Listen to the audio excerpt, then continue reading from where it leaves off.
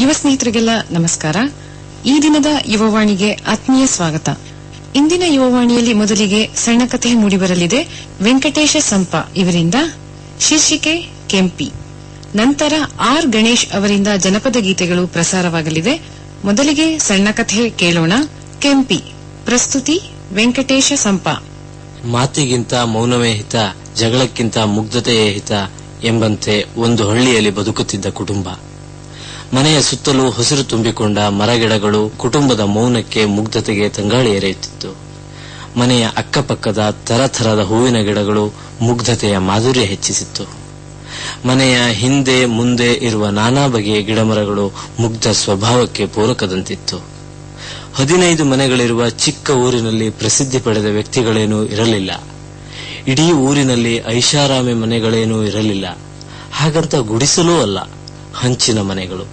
ಅದರಲ್ಲೂ ವಿಭಿನ್ನತೆ ಇತ್ತು. ಕೆಲವು ಮನೆ ರೀಪು ಪಕಾಶಿ ಹಾಕಿ ಶ್ರೀಮಂತಿಕೆ ಮೆರೆದಿದ್ರೆ, ಕೆಲವು ಮನೆ ಬಡತನದಂತೆ ಅಡಿಕೆ ದಬ್ಬೆ ಗಳ ಹಾಕಿ ನಿರ್ಮಿಸಿದ್ರು. ಸಿಮೆಂಟ್ ನೆಲದೊಂದಿಗೆ ಕೆಲ ಮನೆ ದರ್ಪ ತೋರಿಸಿದ್ರೆ, ಇನ್ನುಳಿದ ಮನೆ ಮಣ್ಣಿನ ನುಣುಪಲ್ಲೇ ತೃಪ್ತಿಗೊಂಡಿತ್ತು. ಇಡೀ ಊರಿನಲ್ಲಿ ಮನೆ ಎದುರು ರಸ್ತೆ, ಅದರೆದುರು ತೋಟ ಸಾಮಾನ್ಯ. ಪ್ರತಿಯೊಬ್ಬರ ತನ್ನದು ಎನ್ನುವ ವಿಸ್ತಾರತೆಯ ತೀವ್ರತೆಯಲ್ಲಿ ಸಾರ್ವಜನಿಕ ರಸ್ತೆ ಕಿರಿದಾಗಿದೆ, ಓಡಾಡುವ ವಾಹನ ಹೆಚ್ಚಾಗಿದೆ. ಇಂತಹ ಊರಿನ ಸ್ಥಿತಿಗತಿಯ ಮಧ್ಯೆ ರಾಮಶಂಕರ ಎಂಬ ಕುಟುಂಬ ವಾಸಿಸುತ್ತಿದೆ. ರಾಮಶಂಕರ ಬಹಳ ಮುಗ್ಧ. ಮನಸ್ಸು, ದೇಹ ಎಲ್ಲವೂ ಮುಗ್ಧತೆಯಿಂದ ಮತಿಸಿ ಬಂದ ಮೂರ್ತಿಯಂತಿದ್ದಾನೆ. ಅವರ ಇಡೀ ಕುಟುಂಬವೇ ಹಾಗೆ. ಹೆಂಡತಿ, ಮಕ್ಕಳು ಎಲ್ಲರೂ ಮುಗ್ಧತೆಯ ಕಡಲಲ್ಲಿ ಬೆಳೆಯುತ್ತಿದ್ದ ಮೀನಿನಂತಿದ್ದಾರೆ. ಮಾತಾಡಲು ಭಯಪಡುವವರು ಹೇಗೋ ಬದುಕು ಸಾಗಿಸುತ್ತಿದ್ದರು.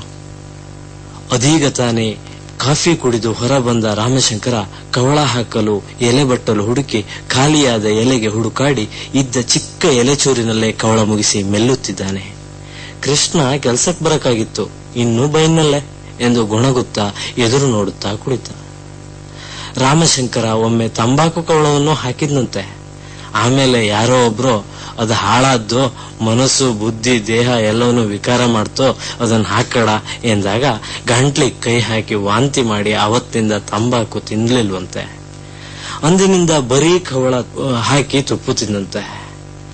ಹಾಗೆ ತುಪ್ಪಲು ಗಿಡದ ಬಳಿ ಹೋಗಿ ಪೂ ಪೂ ಎಂದ.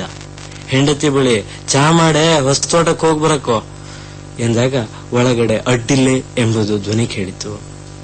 ಚಪ್ಪೆ ಚಾ ತಂದುಕೊಟ್ಟ ಸಾಕ್ಷಿ. ಇನ್ನಂತ ಮಾಡೋದು, ನಿನ್ನೆ ಊರಿನ ಉಪ್ಪಿನಕಾಯಿ ಹೆಗಡೆ ಕೂಗಿಕ್ ಹೋಯ್ದ್ನ. ಗೋಮುಖ ವ್ಯಾಗ್ರಾಮ, ನಮ್ಮ ಪಾಡಿಗೆ ನಾವು ಬದುಕಲು ಬಿಡ್ತನಲ್ಲೇ. ನಮ್ಮನೆ ದನ ಅವ್ರ ಮನೆ ತೋಟಕ್ಕೆ ಹೋಗಿತ್ತಡ, ಅದಕ್ಕೆ ಕೆಟ್ಟಲ್ಲ ಮಾತಲ್ಲ ಬೈದಿಕ್ ಹೋಯ್ದ್ನ. ಅದು ನೀವಿಲ್ದ ಸಮಯಕ್ಕೆ ಬಂದು ಮೂಕ ಪ್ರಾಣಿಯಪ್ಪ, ಅವಕ್ಕೆ ಎಂತ ತಿಳಿತು ಹೇಳಿ. ಆದ್ರೂ ಅವನ್ ನಂಬಲಾಗ್ತಲ್ಲ, ಎಂತಾದ್ರೂ ಮಾಡ್ತನ ಅಳಲನ್ನು ತೋಡಿಕೊಂಡಳು ಸಾಕ್ಷಿ. ರಾಮಶಂಕರ ನಿಧಾನ ಉಸಿರೆಳೆದ.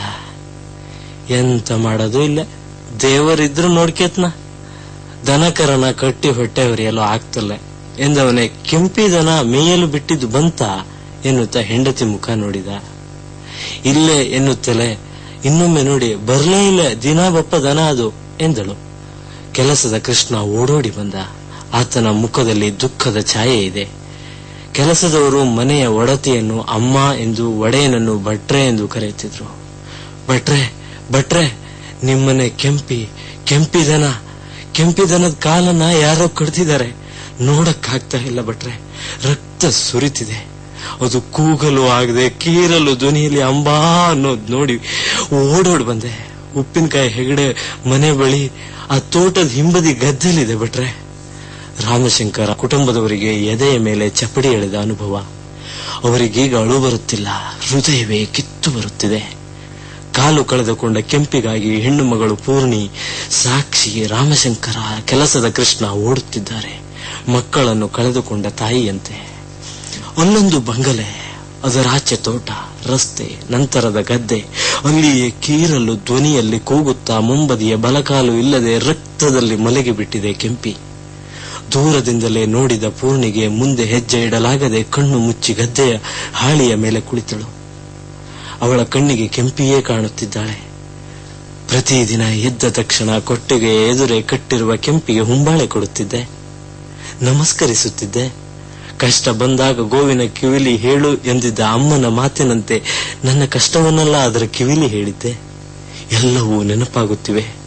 ಎಷ್ಟು ಹೊತ್ತಿರ ಹೋದರೂ ಏನು ಮಾಡದ ಕೆಂಪಿ ನಾನು ಕೈಯಲ್ಲಿ ಬೆಲ್ಲ ಕೊಟ್ಟಾಗ ಪ್ರೀತಿಯಿಂದ ನೆಕ್ಕುತ್ತಿತ್ತು. ಕೆಲವು ದಿನ ಅಮ್ಮಂಗೆ ಗೊತ್ತಾಗದ ಹಾಗೆ ಅದರ ಕೆಚ್ಚಲಿನ ಹಾಲನ್ನು ಕರೆದು ನನ್ನ ಬಾಯಿಗೆ ಹಾರಿಸಿ ಕುಡಿತಿದ್ದೆ. ಕೆಂಪಿ ಸುಮ್ಮನಿರುತ್ತಿತ್ತು. ಪೇಟೆಗೆ ಹೋಗಿ ಬಂದ್ರೆ ಗೋಮೂತ್ರ ಕುಡಿ ಅಂತ ಅಮ್ಮ ಹೇಳ್ತಿದ್ರು. ಕೆಂಪಿಯ ಗೋಮೂತ್ರವನ್ನೇ ಕುಡಿದು ಶುದ್ಧಳಾಗುತ್ತಿದ್ದೆ. ಕೆಂಪಿಯು ಕರ ಹಾಕಿದಾಗ ಸ್ವಲ್ಪ ಗದರಿಸುತ್ತಿತ್ತು. ಆಗ ಅಪ್ಪಯ್ಯ ಅದರ ಮೈ ತೋರಿಸಿ ಸಮಾಧಾನಗೊಳಿಸುತ್ತಿದ್ರು. ಅದರ ಪುಟ್ಟ ಕರದೊಂದಿಗೆ ನಿಂತು ನಾನು ಖುಷಿ ಪಡುತ್ತಿದ್ದೆ. ಕೆಂಪಿ ಅಂಬಾ ಎಂದಾಗ ಅಮ್ಮ ನೋಡು ಎನ್ನುವುದರೊಳಗಾಗಿ ನಾನು ಅಲ್ಲಿರುತ್ತಿದ್ದೆ. ಹಾಗಂತ ಮನೆಯಲ್ಲಿ ಬೇರೆ ದನಕರುಗಳೂ ಇದ್ವು. ಎಮ್ಮೆ ಕೋಣ ಎಲ್ಲ ಇತ್ತು. ಆದ್ರೆ ಕೆಂಪಿಯ ಜೊತೆ ಏಕಿಷ್ಟು ಅಕ್ರೆ ಪ್ರೀತಿ ಅನ್ನೋದು ಈಗಲೂ ನನಗೆ ಯಕ್ಷ ಪ್ರಶ್ನೆ. ದೀಪಾವಳಿ ಎಂದು ದನಕರುಗಳನ್ನು ಸ್ವಚ್ಛಗೊಳಿಸಿ ಪೂಜೆ ಮಾಡಲು ಕೆಂಪಿಯನ್ನೇ ಕಾಲು ಪೂಜೆ ದನ ಎಂದು ಪೂಜಿಸುತ್ತಿದ್ವು. ಕೆಂಪಿಗೆ ನಾನು ಬಾಳೆಹಣ್ಣು ಕೊಟ್ಟು ಕುಂಕುಮ ಹಚ್ಚಿ ನಮಸ್ಕರಿಸುತ್ತಿದ್ದೆ. ಅದರ ಬಳಿ ಜೋರಾಗಿ ಜಾಗಿಟೆ ಬಾರಿಸಿ ಅದು ಬೆಚ್ಚಿ ಬೀಳುವುದನ್ನು ನೋಡಿ ನಾನು ಖುಷಿ ಪಡ್ತಿದ್ದೆ. ಒಂದಿನ ಮೇಯಲ್ ಬಿಟ್ಟು ಕೆಂಪಿ ಬರೆದಿದ್ದಾಗ ಭಯ ಬಿದ್ದು ನಾವೆಲ್ಲರೂ ದೂರದ ರುದ್ರಾಕ್ಷಿ ಗುಡ್ಡದಲ್ಲಿದ್ದು ತಿಳಿದು ಅದನ್ನು ಹೋಗಿ ಹೊಡೆದುಕೊಂಡು ಬಂದಿದ್ವಿ. ಪೂರ್ಣಿಗೆ ಕಣ್ಣು ಬಿಡಲಾಗ್ತಾ ಇಲ್ಲ. ಗದ್ದೆ ಹಾಳಿಯ ಮೇಲೆ ಚುಚ್ಚುತ್ತಿದ್ದ ಹುಲ್ಲು, ಆದರೂ ಕಣ್ಣು ಬಿಟ್ಟರೆ ಕೆಂಪಿಯ ರಕ್ತ. ನೋಡಲಾರದೆ ಕಣ್ಮುಚ್ಚಿಯೇ ಹಳೆ ನೆನಪಿನಲ್ಲಿಯೇ ಕುಳಿತಳು ಪೂರ್ಣಿ. ಸಾಕ್ಷಿಗೆ ಉಸಿರುಗಟ್ಟಿದಂತಾಗಿದೆ. ಆದರೂ ಓಡುತ್ತಿದ್ದಾಳೆ. ಮುಂದೆ ರಾಮಶಂಕರ, ಅದರ ಹಿಂದೆ ಕೆಲಸದ ಕೃಷ್ಣ, ಅದರ ಹಿಂದೆ ಸಾಕ್ಷಿ ಓಡುತ್ತಿದ್ದಾರೆ, ವಿಕೃತತೆಗೆ ಹೆದರಿ ಓಡುವಂತೆ. ಮೂವರಿಗೂ ಮಾತಾಡಲು ಆಗದೆ ದುಃಖಿಸುತ್ತಿದ್ದಾರೆ. ರಾಮಶಂಕರ ಹುಟ್ಟಿದ್ದ ಪಂಚೆಯನ್ನೇ ಕೆಂಪಿಯ ಕಾಲಿಗೆ ಕಟ್ಟಿದ್ದ. ಕೃಷ್ಣ ಅದರೆದುರು ನೀರಿಡಿದು ಕುಡಿ ಕುಡಿ ಎನ್ನುತ್ತಾ ಕುಳಿತ. ಸಾಕ್ಷಿಗೆ ತಾನು ಹಾಕಿಕೊಂಡ ನೈಟಿ ಬೆವರಿ ಒದ್ದೆಯಾಗಿದೆ. ಮನಸ್ಸು ಬಿಚ್ಚದಂತೆ ಮುದ್ದೆಯಾಗಿದೆ. ಮೂವರು ಕೆಂಪಿಯನ್ನು ನೆರಳಿರುವಡೆ ಹೊತ್ತೊಯ್ದರು. ರಾಮಶಂಕರ ಕೆಂಪಿಯನ್ನೇ ನೋಡುತ್ತಿದ್ದಾನೆ. ಕೆಂಪಿಯು ಅಸಹಾಯಕತೆಯಿಂದ ಪ್ರೀತಿಯಿಂದ ರಾಮಶಂಕರನನ್ನ ನೋಡುತ್ತಿದೆ. ರಾಮಶಂಕರನ ದೇಹ ಮಾತ್ರ ಅಲ್ಲಿದೆ. ಕಣ್ಣು ದಿಟ್ಟಿಸಿಯೇ ಇದೆ. ಸಾಕ್ಷಿ ರಾಮಶಂಕರನ ಬೆನ್ನಿಗೆ ಒರಗಿದ್ದಾಳೆ. ಹಳೆಯ ನೆನಪು, ಘೋರ ಕೃತ್ಯದ ಗೋಮುಖ ವ್ಯಾಘ್ರನ ಕರಾಳ ಅಧ್ಯಾಯ ನಿಧಾನವಾಗಿ ಪುಟ ತಿರುವಿದಂತೆ ನೆನಪಾಗಿದೆ. ನಮ್ಮದೇ ಊರು. ಊರಿನ ದೇವಾಲಯದಲ್ಲಿ ಉಪ್ಪಿನಕಾಯಿ ಹೆಗಡೆ, ಅಡಿಗೆ ಭಟ್ರು, ರಾವು ಎಲ್ಲರೂ ಸೇರಿ ಕಾರ್ಯಕ್ರಮ ರೂಪಿಸಿದ್ರು. ಗೋರಕ್ಷಣೆಗೆ ಸಂಬಂಧಿಸಿದ್ದು ಆ ಕಾರ್ಯಕ್ರಮ. ಊರಿನವರೆಲ್ಲರೂ ನೆರೆದಿದ್ದಾರೆ. ಅತಿವಿನಯಂ ಧೂರ್ತ ಲಕ್ಷಣಂ ಎಂಬಂತೆ ಇಡೀ ಕಾರ್ಯಕ್ರಮದ ರೂವಾರಿ ಈ ಹೆಗಡೆ. ತನ್ನ ಸನ್ಮಾನಕ್ಕೋಸ್ಕರ ಮಾಡಿಕೊಂಡ ದೊಡ್ಡ ಸಮಾರಂಭ. ಅದರಲ್ಲಿ ಆತ ಹೊಗಳಿಸಿಕೊಂಡ ರೀತಿ ಎಲ್ಲವೂ ಮನಸ್ಸಿಗೆ ನಾಟುವಂತಿತ್ತು. ಒಂದು ಹಾಡಿದ ಪ್ರಾರ್ಥನೆ ಇಂದೂ ನನಗೆ ಅನುರಣಿಸುತ್ತಿದೆ. ಇಟ್ಟರೆ ಸಗಣಿಯಾದೆ, ತಟ್ಟಿದರೆ ಕುರುಳಾದೆ, ಸುಟ್ಟರೆ ನುಸುಲಿಗೆ ವಿಭೂತಿಯಾದೆ, ತಟ್ಟದೆ ಹಾಕಿದರೆ ಮೇಲು ಗೊಬ್ಬರವಾದೆ, ನೀನಾರಿಗಾದೆಯೋ ಎಲೆ ಮಾನವ. ತನಗೆ ಬೇಕಾದಂತೆ ಬಿಂಬಿಸಿ ಸನ್ಮಾನ ಮಾಡಿಸಿಕೊಂಡ ಹೆಗಡೆ, ಏನೂ ಇಲ್ಲದ ಬಡವನಾಗಿದ್ದ ಹೆಗಡೆಯ ಬಂಗಲೆ, ಅವನು ತೆಗೆದುಕೊಂಡ ಕಾರು, ಸದಾ ನಾಮ ಹಾಕಿಕೊಂಡಿರುವ ಆಧ್ಯಾತ್ಮಿಯ ಮನಸ್ಸಿನ ಕ್ರೂರತೆ ಯಾರಿಗೂ ಗೊತ್ತಾಗುತ್ತಿರಲಿಲ್ಲ. ಅಂದಿನ ಸಭೆಗೆ ಬಂದ ಜನರೆಲ್ಲ ಹೆಗಡೆಯನ್ನು ಮಹಾತ್ಮನಂತೆ ಕಂಡು ಹೋಗಿದ್ದು, ಸ್ವಘೋಷಿತ ಗೋ ಸಂರಕ್ಷಕ ಬಿರುದು ಪಡೆದಿದ್ದು ಎಲ್ಲವೂ ನೆನಪಾಗಿ ರಾಮಶಂಕರನ ಕಣ್ಣಿನಲ್ಲಿ ನೀರು ಹರಿಯುತ್ತಿದೆ. ಊರಿನ ಉಪ್ಪಿನಕಾಯಿ ಹೆಗಡೆ, ಕಳ್ಳ ಅಡಿಗೆ ಭಟ್ರು, ಸಜ್ಜನೆನಿಸಿಕೊಂಡ ಗಪ್ಪು, ನ್ಯಾಯ ತೀರ್ಮಾನಿಸಿದ ಪರಮ, ಮುಖಂಡ, ಪುಡಾರಿ ಎಲ್ಲ ಸೇರಿ ಹೆಸರಿಗೆ ಮಾಡಿಕೊಂಡ ಈ ದೊಡ್ಡ ಸಮಾರಂಭ, ಪವಿತ್ರ ಗೋ ಹೆಸರಿನಲ್ಲಿ ನಡೆದ ಸಮಾರಂಭ. ಕೆಂಪಿಯ ಕಾಲಿನ ರಕ್ತ ಎರಡೂ ಒಟ್ಟಿಗೆ ನೆನಪಾಗಿ ರಾಮಶಂಕರನ ಕಣ್ಣಿನಲ್ಲೂ ರಕ್ತ ಬರುವಂತಾಗಿತ್ತು. ಮುಗ್ಧ ಕುಟುಂಬ ಕುಳಿತಲ್ಲೇ ದುಷ್ಟ ಶಿಕ್ಷೆ, ಶಿಷ್ಟ ರಕ್ಷಣೆಗೆ ಪ್ರಾರ್ಥಿಸುತ್ತಿತ್ತು. ಅಖಂಡ ದೈವತ್ವದೊಂದಿಗೆ ಕೆಂಪಿಯ ಮೈಯಿಂದ ದಿವ್ಯ ಜ್ಯೋತಿಯೊಂದು ಎದ್ದಿತು. ಅದೀಗ ನಿಧಾನವಾಗಿ ಸಂಚರಿಸಲಾರಂಭಿಸಿದೆ. ಮುಗ್ಧ ಮನಸ್ಕರ ಮೇಲೆ ಬೆಳಕು ಚೆಲ್ಲಿದೆ. ನಟನೆಯ ಬದುಕನ್ನು ಸುಡುತ್ತಿದೆ. ಮುಖವಾಡ ಬೀಳಿಸುತ್ತಿದೆ. ನೈಜತೆಯ ನಂದಾಜ್ಯೋತಿಯಲ್ಲಿ ಕೊಳಕು, ವಿಕೃತ ಮನಸ್ಸು, ಭ್ರಷ್ಟಾಚಾರ, ಅನ್ಯಾಯ, ಅಸಮತೆ ಎಲ್ಲ ಕ್ರೂರತೆಗಳು ತರೆಗೆಲೆಗೆ ಬೆಂಕಿ ಬಿದ್ದಂತೆ ಉರಿದು ಬೀಳುತ್ತಿದೆ. ತಂಗಾಳಿಯ ಮಧ್ಯದಲ್ಲೊಂದು ನಂದಾದೀಪ ಉರಿಯುತ್ತಿದೆ. ಸ್ನೇಹಿತರೆ, ಕೆಂಪಿ ಸಣ್ಣ ಕಥೆ ಮೂಡಿಬಂತು.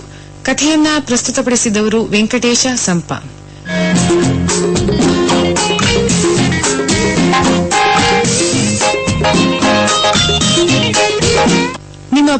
ಮೈಸೂರು ಆಕಾಶವಾಣಿ FM 100.6ರಲ್ಲಿ ಪ್ರತಿ